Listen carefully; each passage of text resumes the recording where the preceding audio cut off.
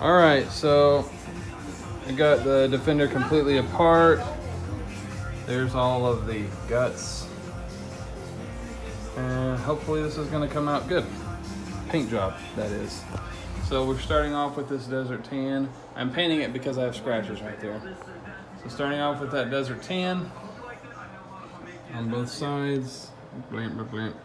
So I'm gonna double check the last bit of screws, do a little bit of taping on things like that, and clarify it. And then also I'll be taking the tip to the apex and painting it the same way. So we'll see how it turns out.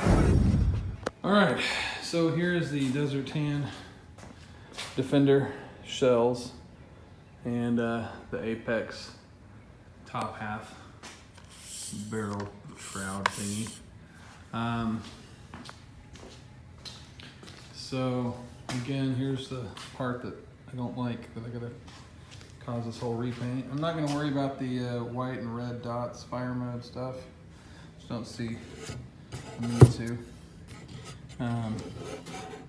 Anyway, so I'm gonna throw on some black primer, and then I'll start the camo process. Try to take pictures along the way, or video. All right, so first coat, or only coat, of black primer's on, letting it get tacked up here. And then as well on here. Didn't do a very good job on this. I think I got it too wet, but you know, whatever, it'll work. I don't always use that anyway, so there you go.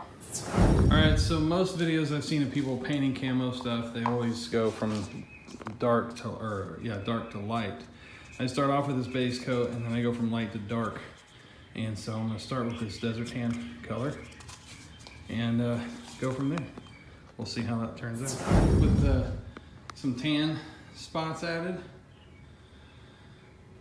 And then we're gonna add a kind of a mint green, forest green, and a brown. All right, out of the green, starting to take shape. And now we're gonna come back in with that darker green.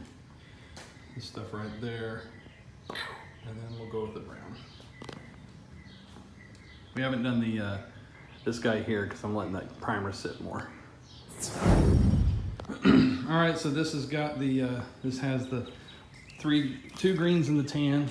It's hard to tell with the reflection off the light here, but you can kind of see how it's shaping up. And now for the brown.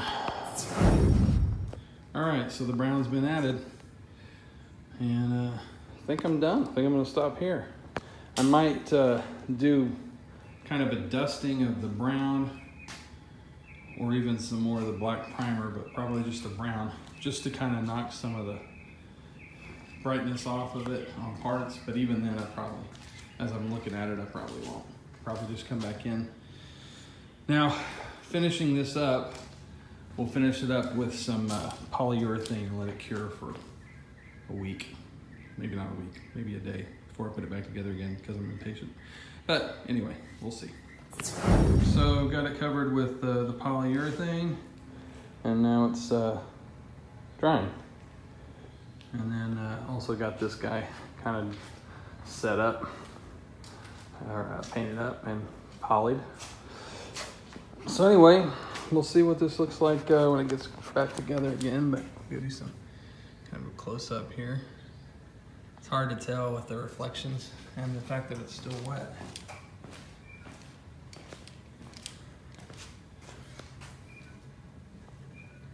But I think it's gonna be pretty cool when it's all done.